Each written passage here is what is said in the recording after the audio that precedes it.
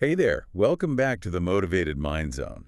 Have you ever found yourself saying, I really want to study English every day, but I always seem to lose steam after a couple of days, or perhaps I aspire to wake up early, but my bed just wins the battle every single morning? That feeling of initial excitement, quickly followed by a dip, it's incredibly common, isn't it? Oh, absolutely. It is. And it's precisely why we're so excited about today's deep dive. You've sent us a fantastic stack of articles and notes delving into some absolutely foundational. I mean, not just for mastering English, but really for achieving any significant life goal, self-discipline. So our mission today is to unpack these sources you've curated, extracting the most pertinent insights on how to build consistent self-discipline, even when that initial surge of motivation has faded. Absolutely. And this isn't about generic advice, right? It's about connecting the dots in your research. We're going to explore the compelling arguments, the surprising neuroscience, maybe, and the practical strategies outlined in the materials you provided, all to help you bridge that gap between intention and consistent action. Let's jump right into what your sources reveal. Okay, let's unpack this concept of self-discipline, drawing from the definitions and models in your submitted materials. We often hear the term, but your collection of sources, especially thinking about willpower research, really refines what it means. So how do these sources articulate the core of self-discipline? Yeah, it's a crucial distinction. The research you highlighted powerfully demonstrates self-discipline isn't just about wanting to do something, not at all. It's about doing what needs to be done, even when you don't feel like doing it. Mm-mm. Your notes also touched on that contrast between our impulsive thinking and the more deliberate kind. Discipline, in essence, is the conscious engagement of that deliberate part to override immediate desires for a greater long-term reward. It's that inner command that says, okay, I will do this because it aligns with my values and goals, not just my fleeting mood.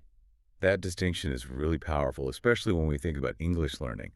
It's the difference between, say, impulsively grabbing your phone versus deliberately sitting down for a grammar exercise. So if your goal is English improvement, self-discipline based on these readings isn't waiting for inspiration.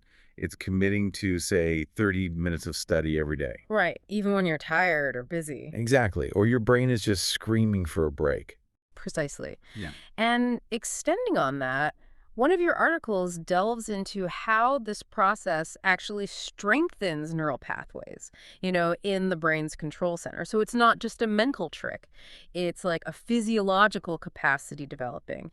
It's the ability to control your actions, thoughts, and emotions by consciously directing your focus and energy, like a strong inner voice that says, keep going. It's interesting because many people, myself included sometimes, mistakenly believe that you need to be consistently motivated to achieve big things.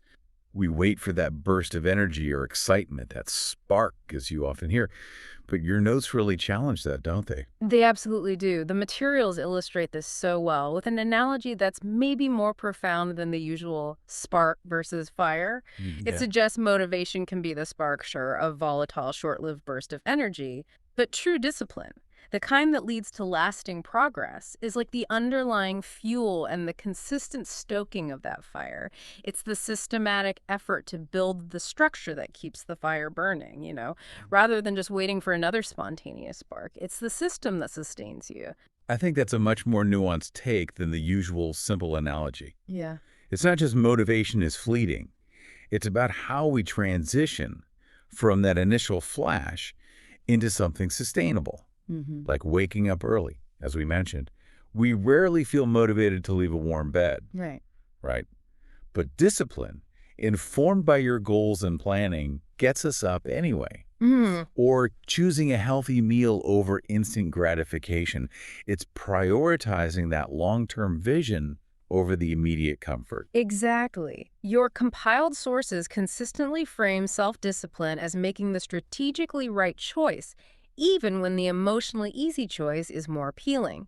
It's about internalizing those long-term goals and letting them guide your daily micro decisions. And here's the truly empowering takeaway from almost all of your sources. A point I think is super important. Yeah. Self-discipline isn't a fixed trait you're born with. It's not like, a genetic lottery win. Hmm. Every single expert you cited emphasizes that you can build self-discipline Yes, like building a muscle. through consistent, deliberate practice. It's a core theme across your materials. That muscle analogy isn't just a metaphor. Studies suggest that the more you practice self-control, the stronger those neural pathways become. So subsequent acts of discipline actually feel less effortful over time. It implies a kind of virtuous cycle. You don't need perfection from day one. It's about small, consistent efforts that accrue significant dividends. Okay, here's where it gets really interesting, diving deeper into the nuances of motivation versus discipline based on your articles. Conventional wisdom often tells us to find our passion or stay motivated. But your sources, particularly the research on habit formation, argue that discipline actually outweighs motivation for lasting success. Why is that the case? Well, this is a critical pivot your sources make. As we discussed, motivation is a feeling, and feelings, they're transient by nature. Some of your notes are particularly insightful here, showing how our willpower, and thus our motivation, can be depleted throughout the day. One day you wake up excited, ready to go. The next, maybe you're drained. This fluctuation is entirely normal, and it highlights motivation's inherent unreliability as a sole driver. Right. And if you're solely relying on that unreliable feeling to study English or hit the gym or whatever, your efforts will be sporadic at best, won't they? You'll only act when that spark happens to be present. Precisely. That's where self-discipline steps in.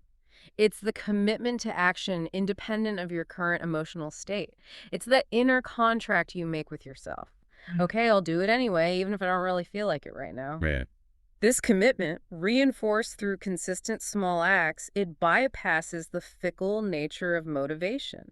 It becomes less about wanting to do it and more about who you are as someone who does it. That's a powerful shift in perspective. To illustrate, you shared a great narrative about a student named Ali. On Monday, Ali feels incredibly motivated, dives into English for 2 hours, he's on fire.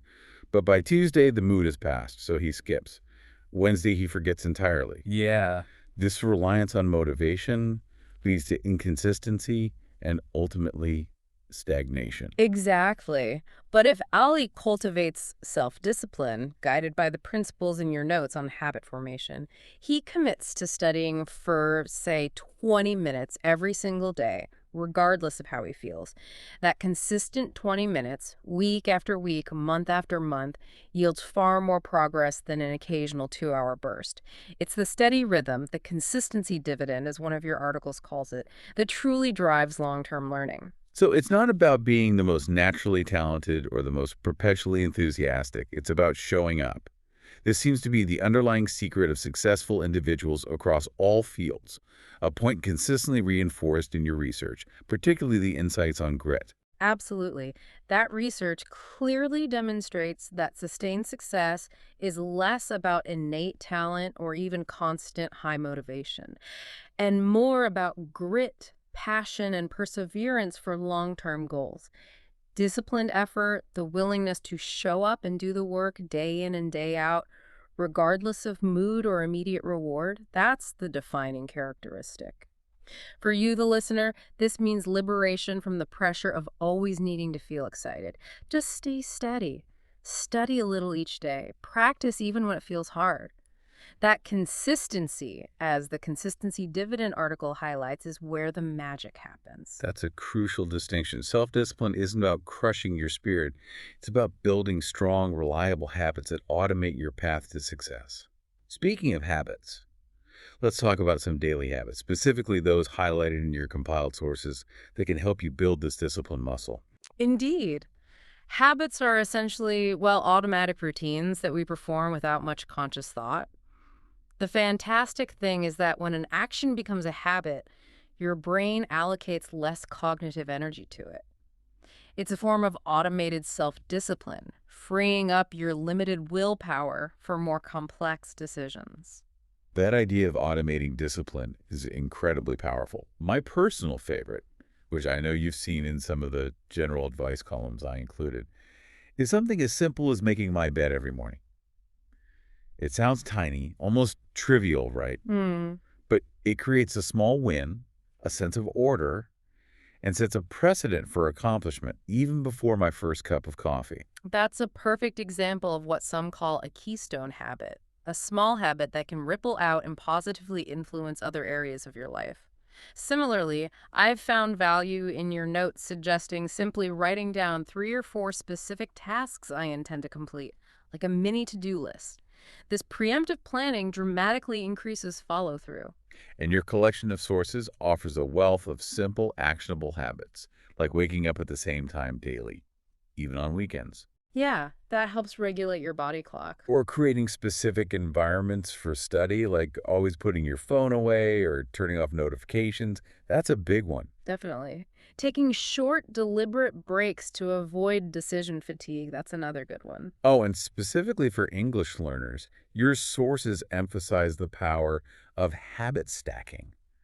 Can you explain that a bit? Sure. Instead of just saying, I should study English, you link it to an existing strong habit you already have. For instance, after I drink my morning tea, I will listen to an English podcast for 15 minutes. This leverages an established neural pathway to embed the new desired behavior. It makes it almost automatic. It's essentially tricking your brain in a good way, associating a new productive action with something it already does. And the key, as nearly all your sources stress, is to start ridiculously small. Don't try to overhaul your entire life in a day. Pick one micro habit, maybe just 10 minutes of English practice or reading one page, and commit to that. Exactly. It's about building momentum, little by little. That's how discipline isn't just formed, but sustained. So, what does this all mean for how we approach our ambitions? How do specific goals and clear planning, as discussed in your notes, serve as a kind of compass for self-discipline? It almost feels like more work up front, maybe, but your sources suggest it actually makes things easier. Indeed. Your materials make a compelling case. Goals give us a clear destination. They tell us where we want to go. Planning, then, is the map that shows us precisely how to get there. Without a clear goal, even the most disciplined person would be like a ship without a rudder, just drifting. Your sources argue that a well-defined goal provides the essential framework for discipline. It gives it purpose. That makes perfect sense. So instead of a vague aspiration like, I want to be better at English, Yeah, which gives your discipline no real target, you define a concrete, measurable goal, like, I want to comfortably hold a 15-minute conversation in English about current events by year end. exactly. Or I want to read one full English novel in the next 30 days and understand 80% of it. That specificity is what activates purpose-driven discipline. Exactly. And then the planning element breaks that large goal into actionable, bite-sized steps. For that conversation role you mentioned, a plan might be practice speaking with a tutor 30 minutes twice a week, watch one English news report daily, and learn 10 new vocabulary words specifically related to current events each day. This transforms an intimidating ambition into a series of manageable, disciplined tasks, much less overwhelming. And that planning helps you maintain focus, right? Preventing distraction and overwhelm. It's like building guardrails for your discipline. Your sources also emphasize the power of writing these goals down, making them tangible, Yes, absolutely. It moves them from abstract desires to concrete commitments. which increases the likelihood of follow-through. And the positive feedback loop created by tracking your progress, that's invaluable. Every time you check off a task or see yourself making progress, your brain gets a small reward, a little dopamine hit. That positive reinforcement strengthens the neural pathways associated with that disciplined behavior, building motivation for the next step. So it's not just about setting big, audacious goals. Your sources highlight that sometimes small goals are more effective in building that initial discipline because they're less intimidating and offer quicker wins, right? Precisely. Starting with something you know you can achieve. I will learn 5 new English words this week. or I will speak English for 5 minutes today with my language partner, builds confidence and a sense of mastery. These small victories are crucial for reinforcing the belief that you can be disciplined. And that belief, in turn, fuels more discipline. It builds on itself. So, armed with these insights from your sources, it seems clear that building self-discipline isn't always a smooth, linear path. We all encounter roadblocks, don't we? Oh, definitely. What do your curated materials suggest are the most common challenges? And more importantly, what are their evidence-backed solutions? That's a universally acknowledged truth, and thankfully, your sources provide some robust strategies. One of the most common challenges is simply laziness or inertia, that feeling of resistance before starting anything. Yeah, know that one. My personal tip, and one echoed in those articles, is the 5-minute rule. Mhm. When you feel that intense resistance, just tell yourself, okay, I will do it for only 5 minutes. Just commit to the start. More often than not, once you begin, the inertia breaks, and you'll find yourself continuing far beyond those initial 5 minutes. It bypasses the mental block. That's a really effective commitment device. The second significant challenge, deeply explored in the behavioral psychology sources you referenced, is distractions. Our environments are just saturated with them. The solution is to engineer your environment, create a dedicated, quiet space. Turn off all non essential notifications, put your phone in another room if you have to, or use apps that block distracting websites. Basically, make the desired behavior easy and the undesired behavior difficult. The third classic challenge is the perceived lack of time. We often hear, I'm too busy, I have no time for English. But your notes, particularly from time management experts, really challenge this. It's not about having more time, is it? Not really. We all have the same 24 hours. It's about allocating the time you have more effectively. Even 10 to 15 minutes of focused effort daily, as consistently emphasized, compounds significantly over time. It's about prioritizing and making time for what truly matters, often by cutting out less valuable activities. And a major hurdle, highlighted in the work on grit, is giving up too early. Many expect instant results and get discouraged when progress isn't immediate. But success, especially in complex skills like language learning, takes time. Discipline is a long game. You have to be patient. You need to understand that consistent effort, not immediate gratification, is what yields mastery. And finally, a challenge often overlooked, making mistakes or missing a day. Your sources, particularly those on self-compassion, strongly advise against being overly harsh on yourself. That's so important. If you slip up, it's not a failure, it's just a data point. Right. Acknowledge it. Be kind to yourself. And simply get back on track the next day. It's about resilience and consistency over perfection. Exactly. Don't let one missed day derail everything. Right.